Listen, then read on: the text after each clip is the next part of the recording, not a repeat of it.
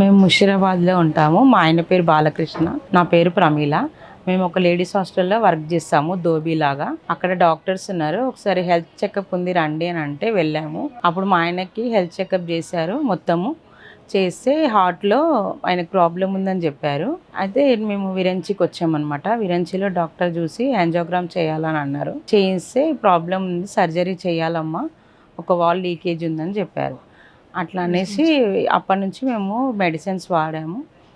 మొన్న 20 రోజు night fits వచ్చింది.